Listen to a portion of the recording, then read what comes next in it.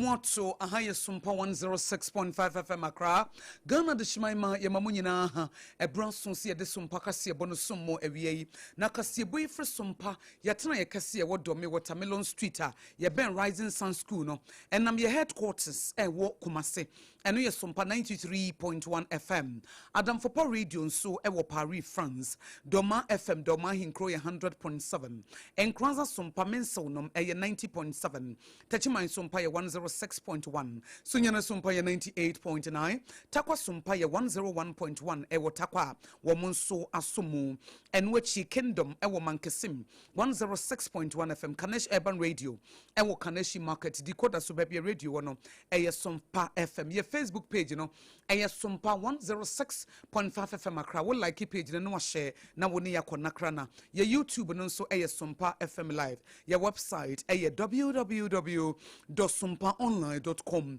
Endpoint Homeopathy Clinic Premto Brekasi Bobre ena aso a wode ho kobo endpointer na esa wode ho abodon don besawo ama yare bia atse woni pedua so se ye mobuo yare liver anase kidney mu ohaw prostate ni ade no Endpoint Homeopathy Clinic bebo uchidom no watu yare na siam office endpoint emma wo yare Perfect baby diapers and also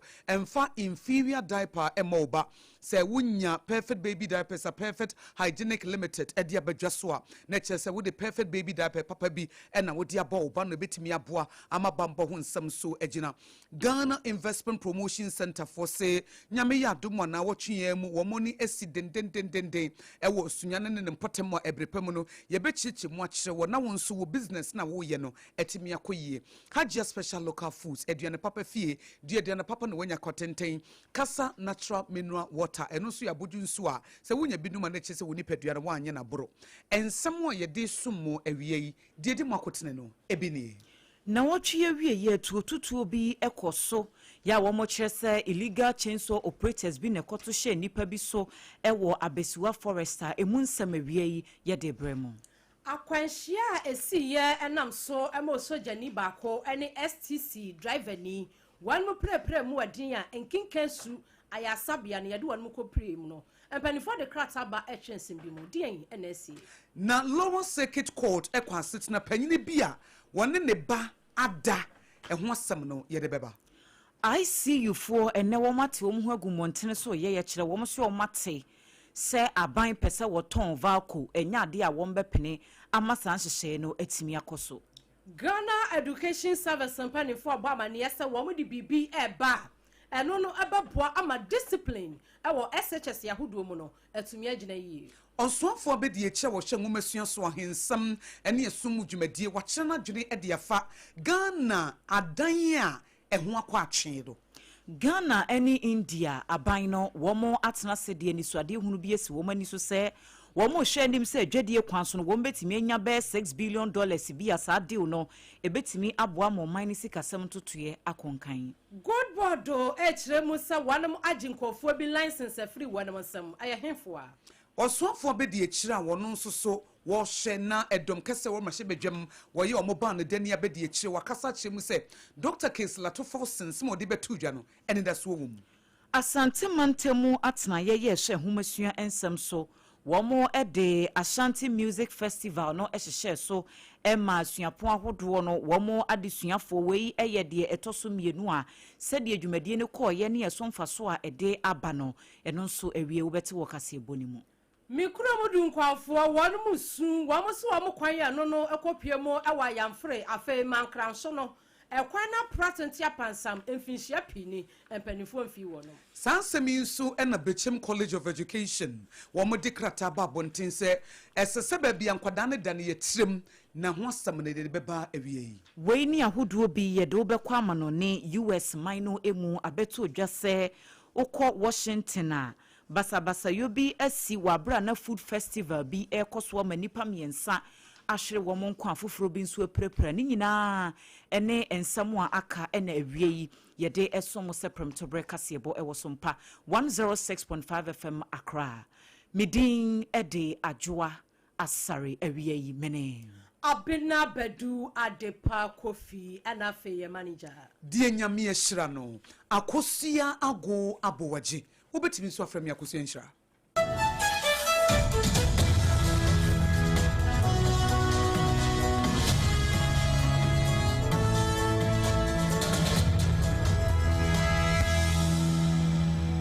afei ensɛm no enkyiremu ankasa enie abeto dwase na wɔtwe awie ye tuotutuo bi kɔ so ɛwɔ abesiwa forester so ɛwɔ abesiwa forest hɔ afano south east mensini mu asɛm ɛna yɛkan na wɔn se adwumakuo bi a yɛfrɛ no next door farms wɔn yɛ company bi a wɔn akɔgye concession ɛwɔ forestry commission for hɔ sɛ wɔn akɔyɛ tree planting dwumadie bi na kyerɛ sɛ ennua yɛtwa ɛde afiri forest mu nyinaa no wɔn kɔ na wɔn akɔdua bi ahyɛm sɛdeɛ bɛyɛ a saa reforestation dwumadie no a yɛka no enema nyinaa betumi akɔnkan na wɔn so wɔn forest hɔ no mu di wɔn dwuma ɛna illegal chainsaw operators bi ba yɛsɛ ennua na wɔn aduadua no wɔn ba betutu no nyinaa ɛde afurom so na yɛn forestry commission for na ama yɛ adwuma yi contract kora yɛgye yɛ ana concession no wokɔ forestry commission wɔn nkrataa mu a yɛade yɛ dɛ di pefe sɛ yakɔ hɔ no makɔ akɔsrɛ kwan ansa ne yɛba bɛdi dwuma bi a ɛti sɛ yi enti adɛnti na moba bɛtutu nnua no a yɛaba bɛdua ɛwɔ kwaeɛ no emu no ɛno ɛna ɛkɔfa mente me ho ase ne akasakasa no ba yɛwɔ bi anim baabi etuo ne firi a saa illegal chainsaw operators no wɔn hyɛ aseɛ sɛ wɔn tutututuo no ɛwɔ forest reserve no emu na wɔn kyerɛ mu sɛ no na nam so ɛma adwumayɛfoɔ no a na wɔn free next door farms no wɔn ɛyɛ wɔ hɔ no workers no ebi epira yɛ pa ne nya asɛm ketewa na ɛsɛ hɔ no wantɛntɛm yɛpa yaresabea bi yɛbɛn na yɛde wɔn ɛkɔ Owura Moses Opon wɔno na yɛ kwankyerɛfo a wɔda next door farms no wɔne yɛ ma ne boni Ebenezer Owusu ansa di nkɔmmɔ ɛkyerɛkyerɛ ne mu de yɛkɔba a yɛkora ansa na saa tuotutoɔ no ɛkɔ so ne nsɛm no emu nkyerɛmu ankasa ana me ba abesua nso ebeye adwuma wotinti ana me hu se saso mu a ayi depleted na me jiwe duaduaba no efitiase no akuafo no mu area no ha me pa nti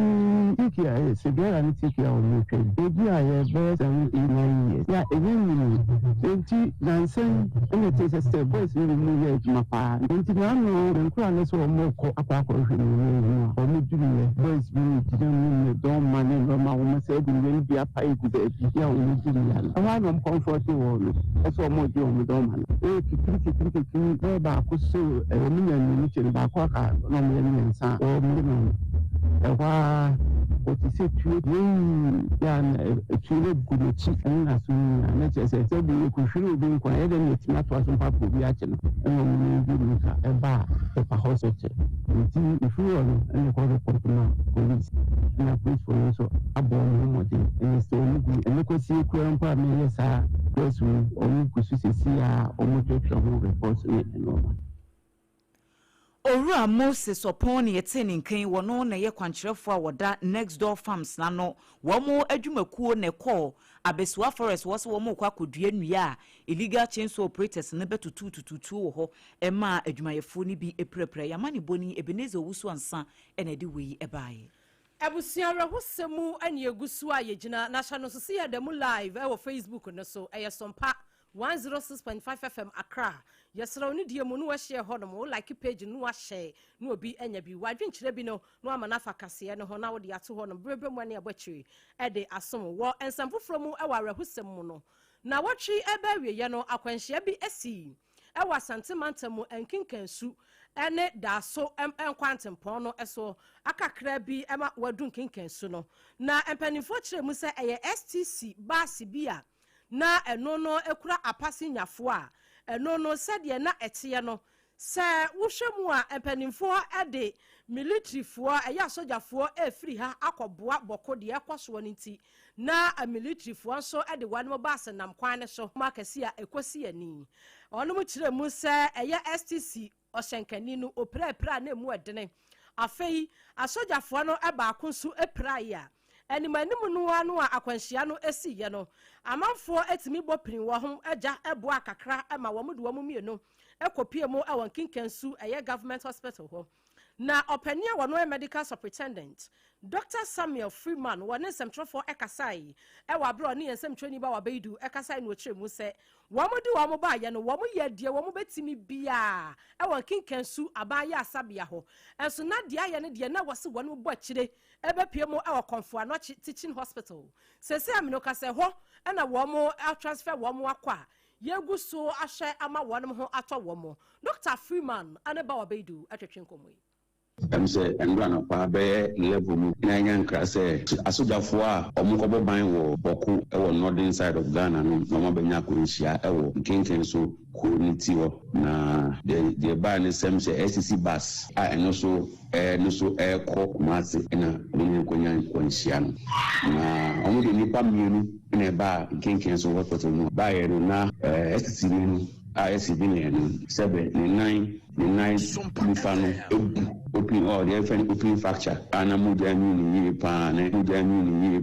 enya de ketwa na me ado ni to stabilize no my bibia fine e di muja sin so e che na no e bibia kama so da ni so no a no kan no ba ko no so na onya penetrating chest injury they say bibi won in film e wo so ni pa mo ko theater ko 9 asem dem say ko ma kakra won no na me ado ni ta ko 9 asem dem say ko ma kakra won no na me ado ni bi ambem na other civilians who are minor injuries I treat you and as I mean because it's in case what the accident victim be any say we are stable we are fine on why don't call to companionship tell me kind on an open follow up Chedian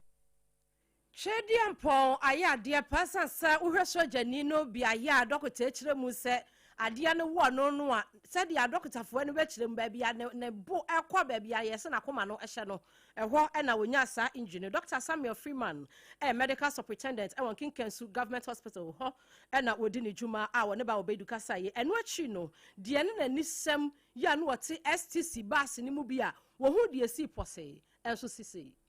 if kuma feba we pika ke ni if kuma feba nti ni shika no e be sign ho no omoye 3 no omoye 3 now aso mo back ni ri di echi na ni shika ke na ga di ni di ko so afi de ni ka di ni nti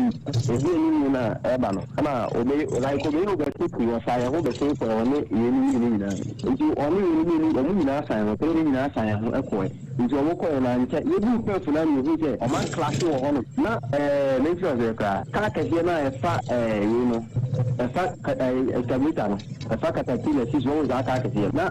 ka ko ni ma ku fi tetima ya ba na ma ku fi tetima ya ba nti ya ba ono no o ba no ni ai poto ni ni o be ka se dia poto ke si dia be ka se dia wa bo poto ma na se ni dia poto ni he da ni poto de ti ya fe no amu di ko ta ni je he da ni di ya sa nti me ti ya ka se na ye la e ti wo doji se ye la e ti wo doji fi wani kumuaya no wagina no wada ma ho adwo from wansa no watoa wakwantu ya wutuo so na sede na de nani sem echechense mu echeba wabedu ni de wo so won de sa na obesusuo akwaya awrehosam sabrei oye osojani na afe STC oshenkani no panimfo se wom ho ya konfa no chiaba ya asabia ye hwe won ba wabedu na tunsemi so ye Meka wo se endpoint homeopathy clinic prem to brekasiebo na wutie free SOMPA 106.5 FM Accra. Perfect baby diapers wo mo boye chidom. Hagia special local foods na kasa natural mineral water wo mo gi ababa. Say ye to so a ye pie ewo circuit court wo lora. Na ye dru hono no opanyi bi e friend Kwame T Zaluku. Wenye mfie aduanan enso 47-year-old man ye de na ba begina ho. Ena court no se yemfa ntum emfie aduonu. Na yensa mfa emfie du nso enka ho na ne nyina concurrently. Na se wo twa we no wasan twa we nso e de aka ho. Asem na ne se yetiefo. Wo mo chem se papa yi, wo ne baby a wo junior high school a wonye mfie du nso ne biological daughter. Ono ankasa ne papa. Anaso ono ankasa ne ba ne abayiwa no. Woni abayiwa yi da ena wo bona no se se wonim na so kam wo bitia wo bekuno eti akodai papa yi de akodai hyedem akodai fi school ba no one nada no aka kire me papa me banawo se wonim na aka kire obi se me ne oda mekun eti akoda no so ntimi mo obi amane ena nyame ya adomo a bone de wututu hye fom se de dako nyame be yi wo se kurata amana pie ena papa ye wanya 47 years a wone ne ba wo 17 years ya wone ne dai asemi kopie quarter ye mu hwehwemu ahu sampa wodifo court say se wone ne ba ada no yemfa ne ntum emfie aduonu na se 20 years ana de etoso mienu se wo bone ntre ha na wo bone kokose so wonim na so ka obekuno no eno nso 10 years ediranka wo ka bomu anka 30 years na nso concurrently no omode be share ho ni nti no na se ni nyina no wo twa eti wo twa na se 20 years ya ene wo betwa neno na Laura District Police Command no echire mu se wo mo na asemi wo mo enyaye no wo mo hwehwe mu am ye hu se eye no korɛ se ya mpasa papa wo 47 years ye fe ne Kwame ti Zalukui wone ne ba wo 17 years wone na da kyese se ba ko wone da no aka kyere de meye wo no se wunnim na akwaka mekun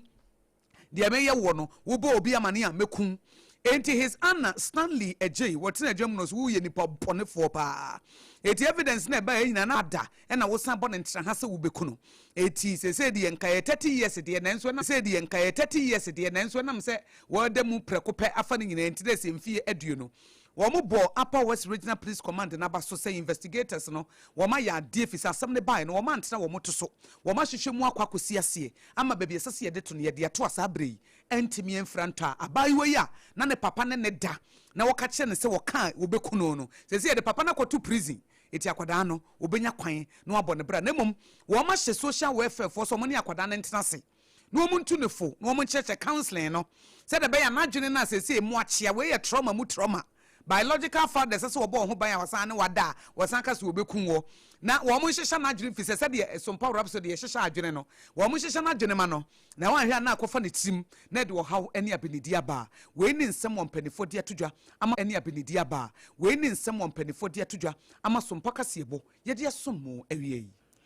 ye toa premto breka se bono so ewo ensemfofro emu no so ewo ensemfofro emu Industrial and Commercial Workers Union na yetwaniti awa efre no ICU Ghana ene wo mate wo mu hagumontene so ye kire na ye kire no nyina ne se wo so wo matete se Volta Aluminium Company yetwaniti awa efre no Valco adwumakuo no aban pese wo transfer ownership na chese ye ton anesa na adwumakuo kro anase nipa kro ye ton Valco no edi amano de wo mu nim nenso wo masem a wo mo kenyina ne se we ya ye be transfer ownership no na workers na adwumayefo no wo mo ho ba be kire wo mo sanse adwuma yi a wo mo ye yi enu abi wo mo de hwe wo mo abusuafo wo mo ma ene wo mo adehia wo mo so eje moa edifiri wo mo samsi sa aban se wo ton de a ene be kom kura be hwe ne ya be sake emu fa se wo mo nkofie enkonkotena se na wo mo se asem yi a ekoba nyina no yemfa sobo no emmo chief executive officer panyini pa Wada Ghana Integrated Aluminium Development Corporation ano ora range of tumesi ankra sanse ne leadership idea wo ba ye no wo mo hunu so kura sa adwumayefo wo mo aka kanye de di kan ni aban ba na aban ko wo ma di ka tititi bi e wo MPP apen so kura se adwumakuo no ye beton ene no ankwankosi babia ne konkon hwa na NDC fo so aba fe wo ma sante se sa move no aban dada no wo pese wo ye na nu abi ena aban so pese wo ye enti papa ne kura no wo mo mpam no CEO no wo mo nyina di sanse na adwuma na wo ye no enya de se wo mo hunu so kura panyina wo trotro edema ICU Ghana ekuo no eye Morgan Ayawini ene wabra na wo mo nam ekwan ho ye dede na wo mo ka wo masem akira ban no sei en wo de tuja. We are here to determine the fate of one of our premier companies that was bequeathed by Osagipo Dr. Kwame Nkrumah to all of us. Is that not true? And it has been noticed that over the years, governments upon governments, successive governments have attempted to sell everything, and now they are at it again and they want to sell Valco. We are labor unions, and our take is to make sure that jobs are created. Ene ya yekotie yeyi eye ora Morgan Ayawini wono na ye trotro panyini Emma Industrial and Commercial Workers Union ICU ya ene womo ye chiri ena yete se wode ne nsem atodwa no yetwa owia pramto braka se no eso na yakoyenim ewo enwomesua ensemu dwumadie bi akoso ewo Odogono Senior High School a eno no eye 86 anniversary celebration dwumadie no wanmo tonsa efre enintini ni atwotwo wuro wanmo ayeso omabodwesemu tu adonko eyeye womadwima bobbe ena wanmo de womani onyam kwata dwumadie chi se suku na nya finhia polepole aduo watwe ensia enti no esonya mia ni pa se ye celebrate na wanmo celebrate no wapani a Okobie Deputy Director at the Ghana Education Service. Professor Smile Zisi wano ejina simpie ni apaso wo dwumadie no ase ena odi atodwa se GS adwumako no wamo de nhyehyeye eba nyema kakra egwa kwamu a ebetumi aboa na eya SHS yahodo no wo man mu asabi enkwada ne ye ni na won mu di nsemhunu enkwada ne ye ni wo bi se matwetai eye ni wo bi se matwetuo eye ni wo bi se I will meet you there na wonom eburu bi ni ye pra bi no wamo ade nhyehyeye ato ho na wo akwada ye be kyew ese wodi esuku ho a wo no sabi nsemhunu ko na wodie ubufu eni na sese school na japade ubufu eni na otwe apaso no empanimfo akire musa yede ubekwa nkwada boni school na yesibram bia na ubepia firi won bon say yes loko ye je ebie wo so sa hyehye ya wo mo de beba no ebeboa ama sebia wo ye hwefo ana wo ye wuni wo ye parent na se ebia watete wo ba no yie sasa kyerɛkyerɛfoɔ ne deɛ bɛɛ sɛ 30% pɛ ɛna wɔn ne nkwadaa ne tena wɔ sukuu hɔ 70 ne nyinaa agyina awofoɔ so sɛ wonni a wo baba bɛdi saa nyamena asɛm so wo parent no yɛbɛhold responsible panya asɛm ketewa wɔde nsɛm nyinaa ato dwa wɔ dwumadie no ase ɛwɔ berɛ a sompa kaseɛ yɛnso yɛta biribie. Present the number of things that take one whatever to come out with the one that integrity and character. We take them very, very high. And also, we are not only into activities or actions that any student or God is severely punished, or any staff or on those set actions will be severely punished. And because of how we are taking it very seriously, we have a big conference in Sunyani just next week, inviting all stakeholders. It's very important that we to identify the issues, the causes, that all of us to agree on the way forward. Se obia ebetumi atse ne ho awo Sunyane bono emantamu empanifo kwatena se na wonom asasa adwen ne ya hwekwan ya sesei emofra no mo SHS no wo mo ha adwen fa ene kwan papa ye betumi afaso besia no ne nyina echi no odogo no senior high school opani oyeti brekese wono so tuya school no ano ono so adensam kakra eto nsem trofo enim sei try the national assembly by the time the last go the bus can carry system by the time they will finish and come back the whole day is gone so realize that we need to be innovative. So we decided with my teachers, then we decided to use part of our dining hall for our practical. So when it is time, we will pack the apparatus to the dining hall and then they do it. And that is how we've been planning it. Also, we have congestion at our dormitories. But when you look at the catchment area for the whole the street is far. And now people coming from Kafa, most of them are 40% of the from Kafa. Ora Patrick Mensa ayeti brekese mechere headmaster ya wotua odogono senior high school no ano womo dwumadi na womo edie 86 celebration no ena womo ekasase enam so ema deputy director edema Ghana Education Service Professor Smile Zisi wono so ekasa bia yadani atwi ede asomo meka usa sompa kase ebo na wutie fi sompa 106.5 FM akra wie ya kase ebo mu hwamoma mu ne amahodo nsensem ye boboso ede a kyerɛwo ye ko yenim a wosofo abedi a kyerɛ wo hye aban amamuo mansi ne nkrasempum to so ena afi so ahensem ene yesum mu dwumadie eye Honorable Retana Odele Sowa. Nanasema wodi atudwa ne se Omai Ghana ye ka housing deficit na che se enka adan dodo a ye hia ne yenya sa ne aka akire no eye 1.8 million na sa 1.8 million unit housing deficit na wo ho no ade ba ko ebetimi ahwa ebetimi de asia no kwan pa ne se esese ye kekan ho fi se nipa dodo na de fe ne urbanization no obi epekuru kasiem obi apre regional capital no obeba eti nipa no so ba na sase ne de etia na tie nipa no so edoso enu nti ye ye ne den eti dwumadie bi te se new urban agenda a ye de ba no ene omo de baba ba ye adwuma wo kasa we United Nations General Assembly High Level Political Forum ewo New York ewo America memu ena ma mi so wa edisanse mi tu dwa no kire mu se yamfa ye nan ye nsi form na se saa dwumadie se wo hye urban data systems ye de abeya na che se nipa dodo a wo mo abakuro kasie mu no wo mo edoso ankasa.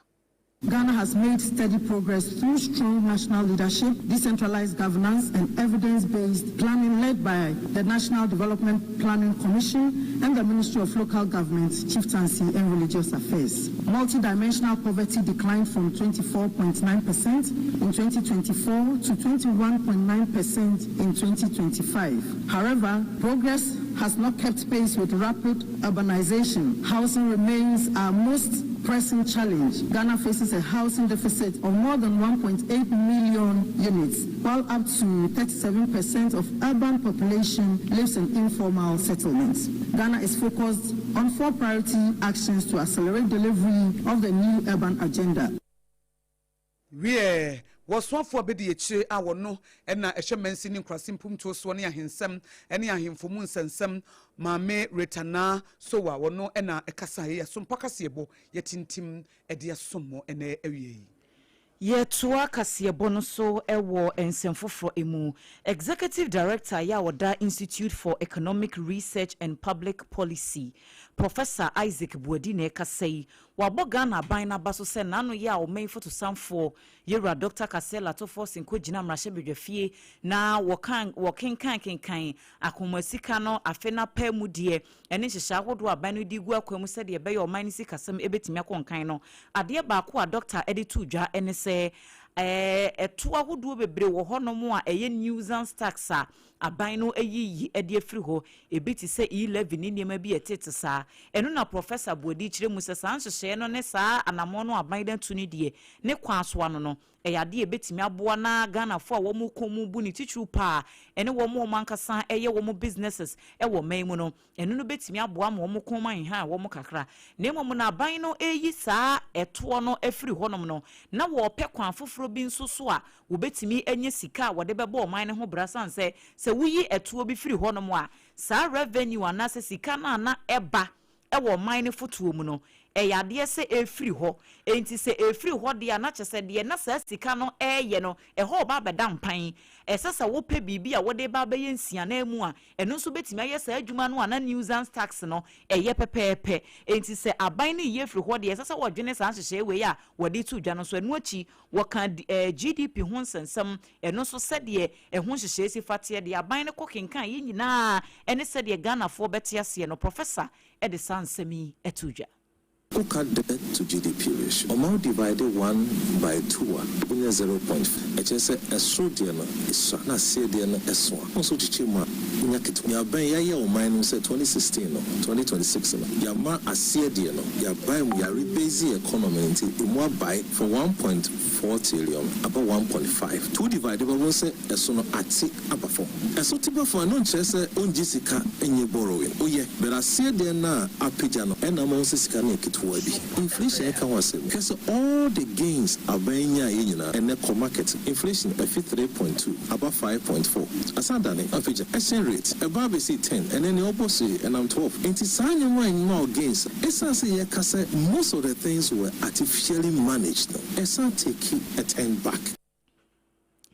Ene ya yekoti SCAE eye Professor Isaac Buadi wono ene ye Executive Director ya woda Institute for Economic Research and Public Policy ano.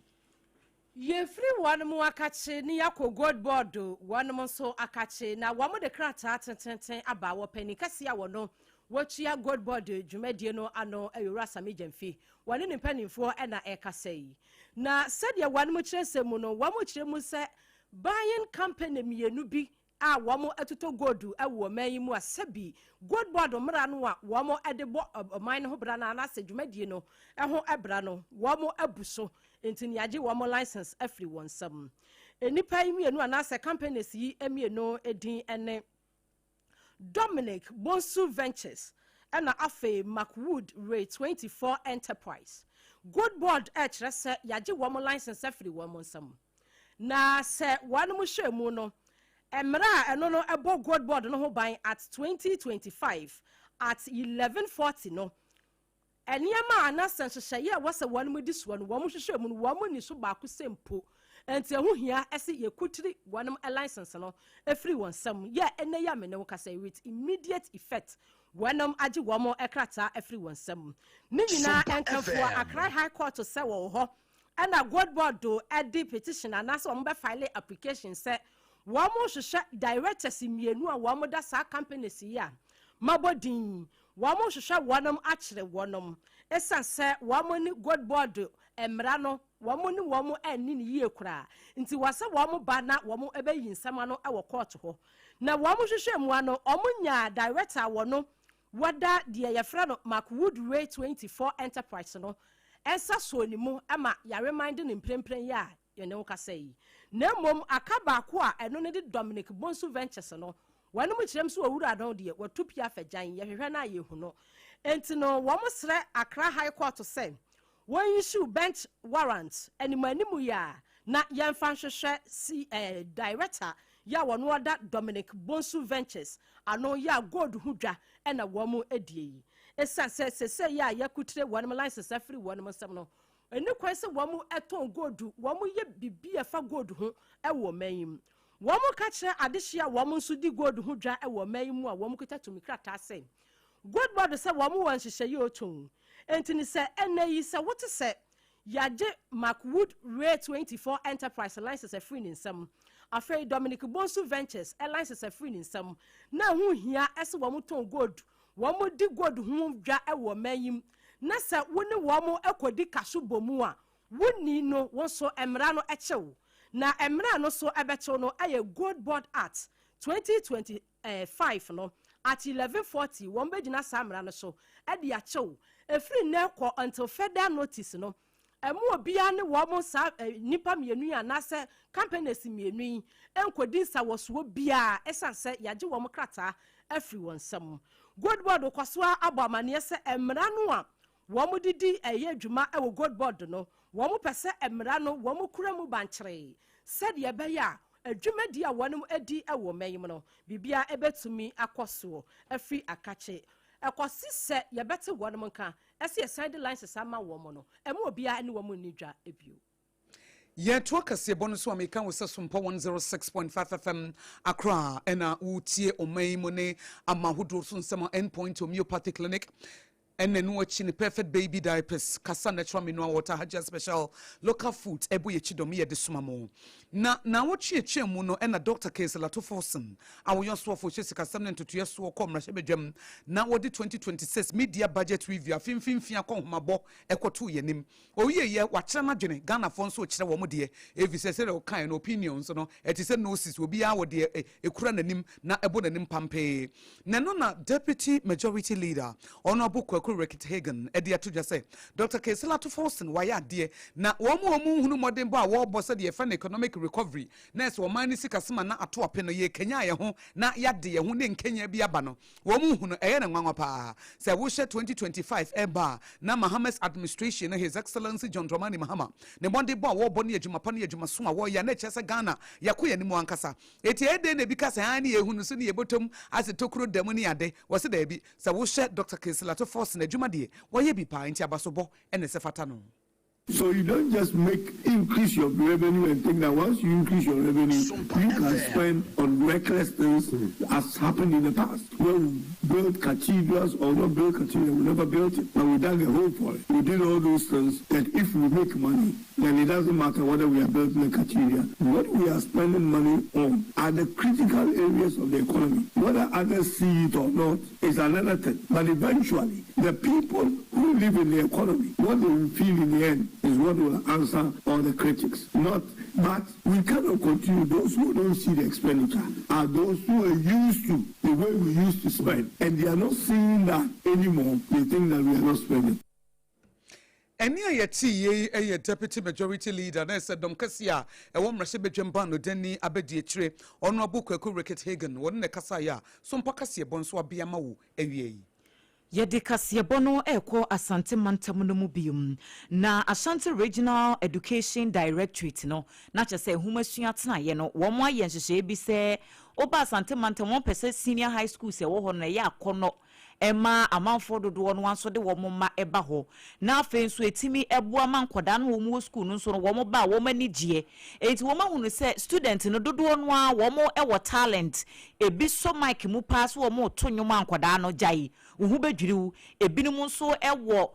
sinitwa talent ne niema bi etete saa enti wo mo yɛ sɛ wo mo de dwumadie bi beba eye Ashanti Music Festival no na wo mo de ahye adesuafo ne nkuran na wo mo wo talent no so no yetimi ayi wo mo apie bi akura no wo bi behunu wo ma bonten aso wo masene ama abrabɔ no ayefo de ama wo mo enti wo mo de sa adwumadie no hyehyɛ so no yeskeka enya asem ketuwa o sɛ adesuafo epa no wo ma mount stage no wo mo gina so na hwese de senior high school fu ebi ye pa wo mo chen musical artists a wo mo record ne madada koyi ye pa na regional education director Dr. Williams Amankra Apia wone yamani boni ba wa beidu edi nkomo kyerɛkyerɛ niema hodo a ɛkɔ ewo event na se ene yɛsonfa so a ebetime dia brɛ adesuafo no ene empo ma wo fo sei ene wo kan no Yesu abedi anya ensameduma amasa de no tose obetimi sports obetimi obetimi ayembe ko obi the regiment I think I want any war amba apart from the so vocational ebiano ne drawing any others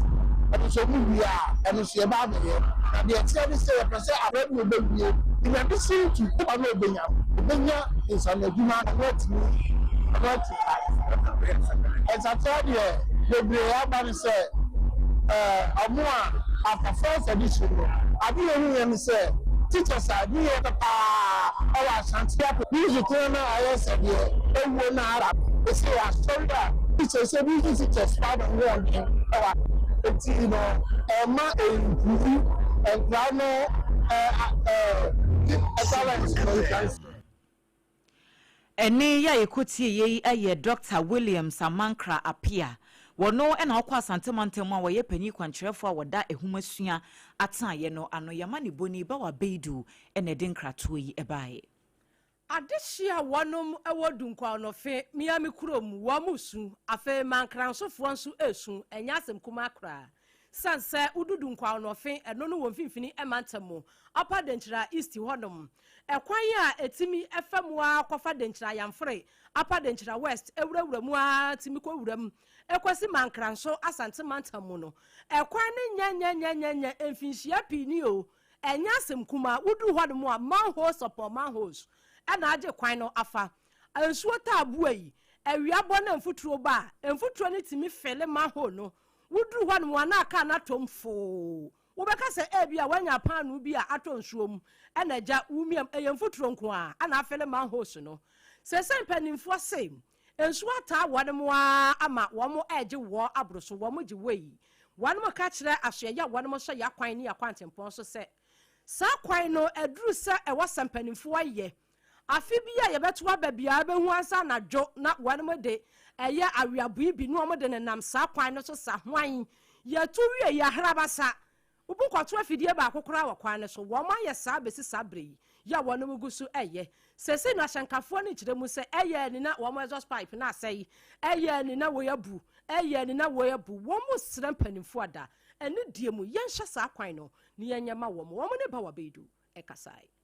can say I am free. All you condemn. And what point so I condemn. What you say? That kind of woman, my because power, no, by you, my the biggest man, the other but no, so I have marked because a ceiling check 7 I am into no be up and into no see myself. I'm on your pan, no money, my agent to the baby to but I talk of client. WBA, no checking his agent to go saying, and I said, we're checking his agent to go saying, because I'm saying WBA and consultant to be out, and that one go it's Yasu, when Yasu, the Bakan over there, and it's only a problem. They're quarreling from Mancrasu to one much of a tear for when you're going to repair and who's in the department, and I put I want to see Canada and my notice my so there's a bit of tickets and so one thing was up to go for 2 months, and we are passing this in for they're quarreling. Ekwan eye nuonyam adima ekuro bia sempuntuo ebebe ekuro ni mu a wakwan ka ho investors betumi aba ho a wakwan ka ho saa de nkyira ayamfore kwan na lidia kwakosi mankraso ne de abusua empanifo yesra mu ada mo hwa na mo nya saa kwan ne mayen sasa acha dodo de bia ma ho so saa ana senkafo kasa yensam twani ba wa beidu ato abe Manho for Kasa na ngomasuafo nso kasa Vice Principal awoda St Joseph College of Education Dr. Isaac Godfred Enchi wodi atoso mpaka se ebo anim se ha dwene pa afise school no mpesa nkomo fa maiwa bebre female students no na nkomo beto o madesua so ho but unfortunately anase de eniema mu asi achia no wo ntimi mfa ne saa efise enkoda ye himfa no wo beda eti ode de sedia to Ghana Education Trust Fund anim get fund for se wo se wo ada campus wo no project bebre wo ha ya chance a yenwie